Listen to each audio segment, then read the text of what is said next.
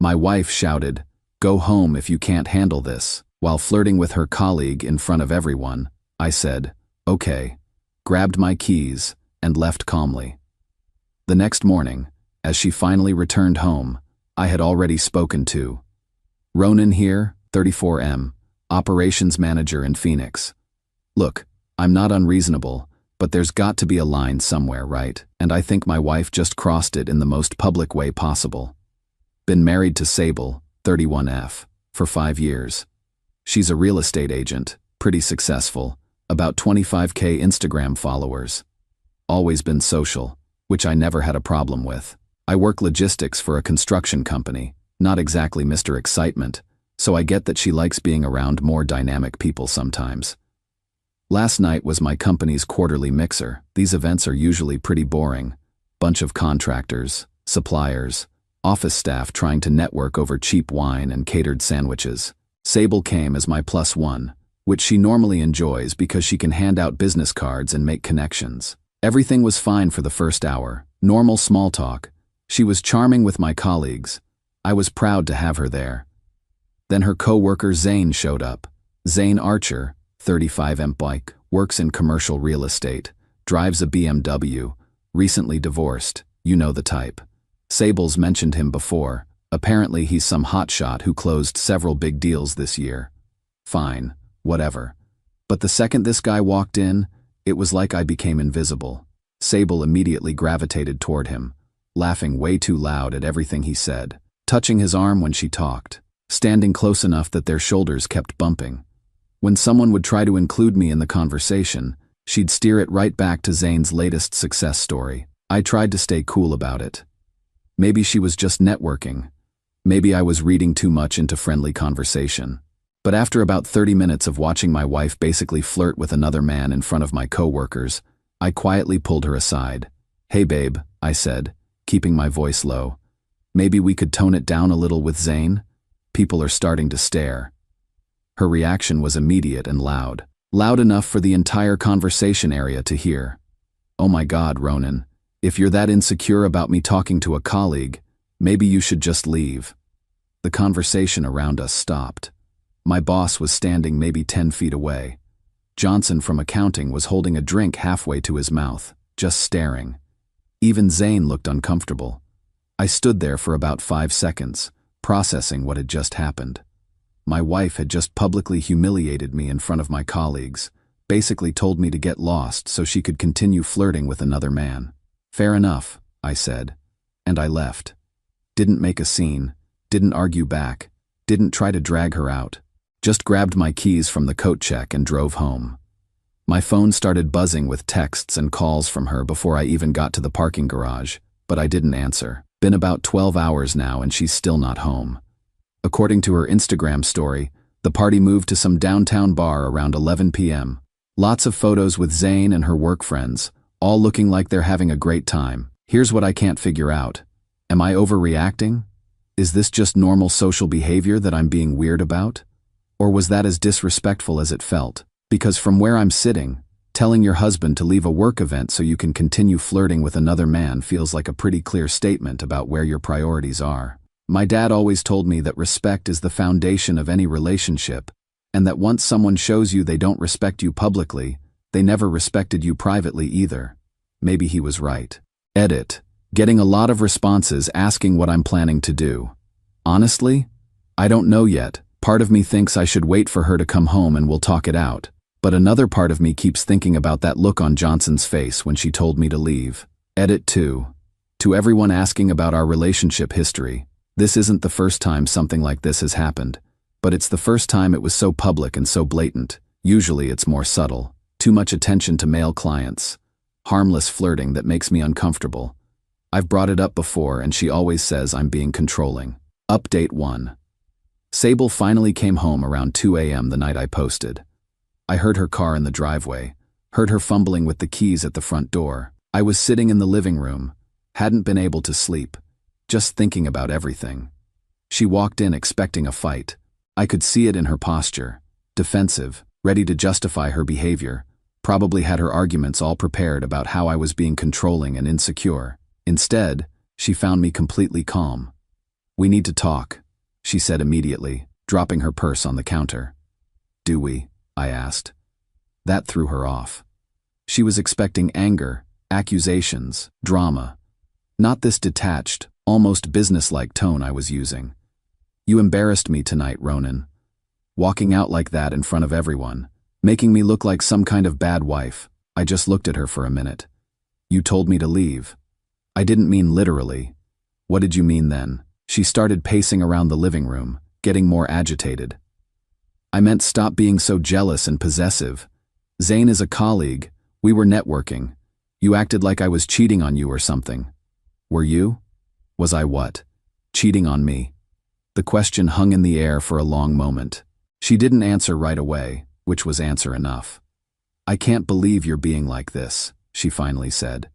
We're married, Ronan. We're supposed to work through problems, not whatever this is you're doing. That's when I told her about my afternoon. See, after I left the mixer, I didn't just go home and sulk. I called my friend Thorne, who went through a messy divorce 3 years ago, asked him for his lawyer's number. Then I called Vesper Holland and scheduled a consultation for the next day during my lunch break. Best $200 consultation fee I ever spent. You did what? Sable's voice went up about 3 octaves. I talked to a lawyer. About divorce. The color drained from her face. You can't be serious. You told me to leave if I didn't like how you were treating me. I thought about it, and you're right. I don't like it, and I don't think I should have to. She started crying then. Real tears, not manipulation tears. Ronan, please. We can work this out. I'll be more considerate. I didn't realize it bothered you that much. But here's the thing, and maybe some of you guys will understand this. Watching my wife flirt with another man in front of my colleagues wasn't just embarrassing. It was clarifying. It made me realize that I'd been making excuses for disrespectful behavior for years. That I'd been so focused on keeping the peace and being understanding that I'd forgotten what it felt like to actually be respected by the person who's supposed to be my partner. I'm done, Sable. You don't mean that. I do. She spent the next hour cycling through every emotion possible. Anger, bargaining, more tears, threats to leave herself. But I just sat there, weirdly calm, watching someone I'd been married to for 5 years completely fall apart because I wasn't playing my usual role of the accommodating husband who apologizes for having boundaries. Around 4 a.m., she finally went to bed. I heard her crying through the wall for a while, but I didn't go comfort her. For the first time in our marriage, her emotional state wasn't my responsibility to manage. This morning she tried a different approach. Made my coffee, asked about my day, acted like nothing happened. Like if she just returned to normal wife behavior, I'd forget about the lawyer consultation. I didn't. Tonight when I get home from work, she's going to find the preliminary divorce papers Vesper gave me, along with a list of assets and a proposed separation agreement. My dad was right about respect being the foundation. Once it's gone, you're just roommates who happen to share a last name. Edit. Lot of people asking if I'm sure about this, if one incident is worth ending a marriage. It's not one incident. It's 5 years of small disrespects that I kept making excuses for, culminating in public humiliation in front of my co-workers. This was just the moment I stopped accepting it. Edit 2. To those saying I'm moving too fast. Maybe. But Vesper explained that filing the papers doesn't mean we can't reconcile if things change. It just means I'm not negotiating from a position of complete powerlessness anymore. Update 2. Holy hell, guys. This week has been absolutely insane. So remember how I left those preliminary papers for Sable to find when she got home? Well, she found them all right. According to my neighbor, the screaming could be heard 3 houses down. But here's what she didn't expect. I wasn't home to receive that screaming. See, after my consultation with Vesper, she gave me some very specific advice. If you're serious about this, start acting like a single man immediately. Separate your finances, document everything, and don't engage in emotional manipulation. So while Sable was having her meltdown in our living room Tuesday night, I was at Thorne's house, helping him install a new deck and staying in his guest room. My phone buzzed with about 40 texts and 15 missed calls, but I didn't respond to any of them. Wednesday morning, I went home while she was at work to pack a bag and grab some important documents. That's when I found what she'd been up to. Apparently, after finding the divorce papers, she'd called everyone. And I mean everyone. Her sister Mira, her parents, our mutual friends, even tried calling my boss to explain the situation before HR shut that down fast. The story she was telling? That I'd had some kind of mental breakdown over innocent networking and was threatening divorce as manipulation to control her social life. But here's where her strategy backfired. I'd already talked to the people who mattered. Thorne had been documenting her behavior for months without me even knowing. Turns out my friends weren't as blind to her disrespect as I thought they were. "Dude," he told me Wednesday night, "we've all seen how she treats you. The flirting, the put-downs, how she talks over you at dinners. We just didn't know how to bring it up without sounding like we were attacking your wife." My dad was even more direct. "Son, I've been waiting 5 years for you to grow a backbone about this. Your mother and I never liked how she spoke to you, but we figured you'd handle it when you were ready." Even some of Sable's own friends started reaching out. Turns out her behavior at the mixer wasn't an isolated incident. She'd been pushing boundaries with male colleagues for months, and some of the other real estate agents' wives had been talking. But the real validation came Thursday afternoon. Johnson from accounting pulled me aside at work. "Hey Ronan, just wanted to say I'm sorry about what happened at the mixer. My wife and I both saw how your wife spoke to you, and it wasn't okay. If you need anything during this tough time, let me know." That's when I realized I hadn't been overreacting. If anything, I'd been underreacting for years. Friday was when things got really interesting. Sable showed up at Thorne's house around 6 p.m., after somehow tracking down where I was staying. "We need to talk," she said through the door. "Actually, we don't," I replied. "Anything you want to discuss can go through Vesper." "Ronan, please. I fired Zane from our office project. I told him we can't work together anymore. I'm trying to fix this. Too little, too late." The issue was never really about Zane specifically. It was about a pattern of behavior that treated our marriage like an inconvenience rather than a partnership. "The papers are filed, Sable. You'll be served officially on Monday." The silence that followed was deafening. Saturday, my Instagram started blowing up. Sable had posted a long story about working through marriage difficulties and not giving up on love, with a bunch of couple photos from better times. Classic image management. But the comments section told a different story. Apparently word had gotten around her social circle about the mixer incident, and several people were calling her out for playing victim after publicly humiliating her husband. Sunday night, Vesper called with an update. Her lawyer wants to discuss terms. She's ready to negotiate. What changed her mind? Reality set in. You've been documenting, you've been strategic, and you haven't made any emotional decisions she can use against you in court. Plus, her behavior is becoming a liability at her real estate agency. Her boss apparently had a conversation with her about maintaining professional boundaries after some clients complained about her conduct. The woman who told me to leave if I didn't like her behavior is now desperately trying to negotiate her way back into a marriage she spent 5 years taking for granted. But that's not how respect works. You can't demand it back after you've thrown it away. Final update. Hey Reddit. Can't believe it's been half a year since I posted about walking out on my wife's public disrespect. You guys kept asking for updates, so here's where everything landed. Divorce finalized 3 months ago. Clean break, minimal drama, everything split fairly under Arizona community property law. Sable kept her condo downtown, which she'd wanted anyway. I kept the house in Tempe. No alimony either direction since we both have decent incomes. The whole process was actually way smoother than expected, partly because Vesper was brilliant, but mainly because I'd done my homework up front. Having everything documented and organized made negotiations straightforward rather than emotional. But let's talk about what's happened since then, because honestly, I barely recognize my life anymore. First off, work. You know how they say divorce destroys your professional life? Complete opposite for me. Johnson and my other colleagues saw how I handled the whole situation. Calm, strategic, no drama brought into the workplace. And apparently that impressed some people. Got promoted to senior operations manager in January, partly because my boss said I'd shown exceptional professional judgment under personal pressure. Meanwhile, Sable's career took a different trajectory. That professional boundaries conversation with her boss I mentioned turned into a bigger issue when two major clients specifically requested not to work with her anymore. Something about unprofessional behavior at networking events. Her agency quietly moved her to residential sales only, basically a demotion disguised as restructuring. Personal life is even better. Started dating again about 4 months post-divorce. Met Amanda through a hiking group. She's a physical therapist, funny, smart, and here's the kicker. She actually seems to enjoy my company. Novel concept, right?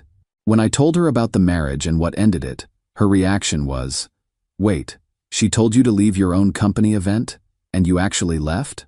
That's kind of badass, actually." That's when I realized what I'd been missing. A partner who sees standing up for yourself as attractive, not something to be punished. Amanda and I have been together 3 months now, and the difference is night and day. She introduces me to her friends proudly, includes me in conversations instead of talking over me. And when we're at social events together, I never have to wonder if she's going to embarrass me or make me feel invisible. The mental health improvement has been dramatic too. Didn't realize how much energy I was spending every day managing someone else's moods and ego. Sleep better, work performance improved, actually look forward to social events instead of dreading what might happen. A few weeks ago, I ran into Sable at a Whole Foods. First time we'd seen each other since the divorce papers were signed. She looked rough, tired, maybe a little desperate around the edges. "Ronan," she said, clearly surprised to see me. "How are you doing?" "Really well, actually. You?" She gave me this long look, like she was seeing me for the first time. "You look good, happy." "I am. I heard about your promotion. Congratulations." "Thanks." There was this awkward pause. Then, "I've been thinking a lot about what happened. About what I did at that mixer. I understand now why you left." "Do you?" "I was disrespectful, publicly, and I kept being disrespectful even after you told me it bothered you. I thought because you always put up with it before, it meant it was okay." For a moment, I almost felt bad for her. Almost. "I hope you figure it out with the next guy," I said. Not mean, just honest. "There isn't a next guy," she admitted. "Zane ghosted me after like 2 weeks. Turns out he was just interested in the chase, not actually dating someone who was freshly divorced. And most other guys, well, word gets around in Phoenix social circles." That's when I understood what had really happened. She'd thrown away a stable marriage for the ego boost of male attention that turned out to be completely superficial. Now she was dealing with the consequences of building a reputation as someone who doesn't respect her commitments. "Well," I said, "I hope things work out for you." I meant it. Not because I wanted to reconcile or anything, but because holding on to anger about someone who's no longer in your life is just pointless. Amanda was waiting for me in the car when I got back with the groceries. "Run into anyone interesting?" she asked. "My ex-wife, actually." "Oh, damn. How was that?" "Informative," I said, then told her about the conversation. Her response? "Sounds like she learned some things too late. Her loss, my gain." That's what partnership actually looks like. Someone who's on your team, not someone you have to defend yourself against. The guys at work keep asking me what changed. How I went from the accommodating husband who got publicly humiliated to someone who commands respect in personal and professional situations. Truth is, nothing changed about me fundamentally. I just stopped accepting treatment that was beneath my standards. My dad put it perfectly when I told him about the Whole Foods encounter. "Son, respect isn't something you demand from people. It's something you teach them by showing them what happens when they don't give it to you." She told me to leave if I was insecure. Turns out I wasn't insecure. I was just married to someone who didn't respect me. Best business decision I ever made was taking her advice. Now I'm with someone who would never dream of testing me like that because she actually values what we have. Life's good, Reddit. Really damn good.